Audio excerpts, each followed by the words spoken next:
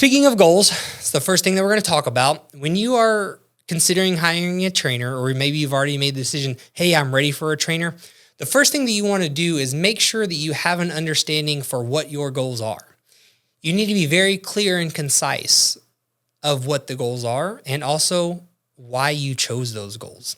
Because here's the thing, something that I've learned is that most people don't like to work out. And also, most people don't hire a trainer to get better at working out.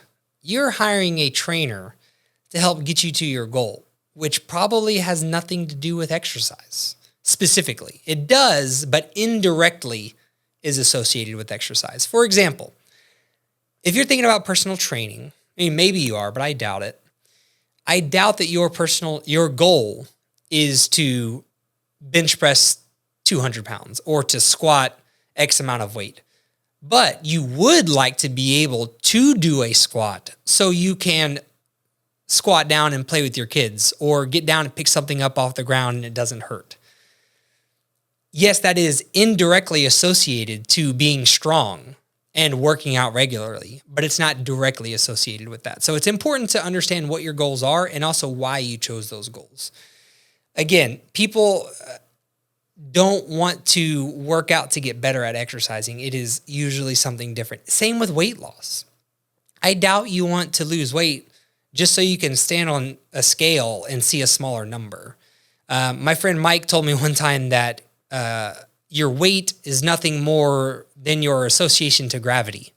And it's very interesting to think about that. It is a very random number, right? But you want to weigh less so you can move better, right? It is indirectly tied to weight loss.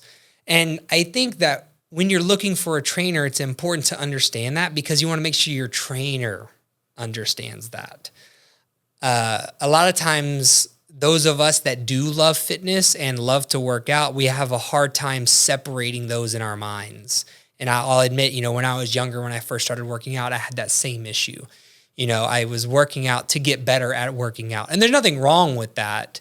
It's just most people that want a personal training service, that's not their goal, right? It's a different type of person. If that was their goal, they'd probably already be doing that. And if that was your goal, you'd probably already be working towards that, right? So having a trainer that has experience with those goals is so important, right? Because they will help you select the right exercises that are associated with those goals. Make sure that you're on the right track. Make sure that if you need help with the nutrition side of things, which most people do, they're able to help you do those things. So having a clear understanding of your goals, why you have them, and making sure that the trainer that you choose has experience with those types of goals because they will help you get better results. So now that you understand that, and you know that the trainer that you're talking to or potentially going to talk to also has experience with similar goals, the next thing you want to do is do your research. Do some research. The internet's a great thing. It can allow you to check the credibility and reputation of the trainer that you're going to hire. Their social media. Maybe you have some friends that worked out. You can ask them what trainer they used, right? You want to be confident in your decision as well. If you know that someone has a good reputation, that means more often than not, they are providing a good service. At OTG, we say that everything we do revolves around two things, and that's you as a client, it's your results and your experience. That's all that matters in a personal training situation, right? And so if you read online in reviews and, someone told you that how great they were, that's probably happening. That trainer is doing those two things, providing their clients with a good experience and providing their clients with good results.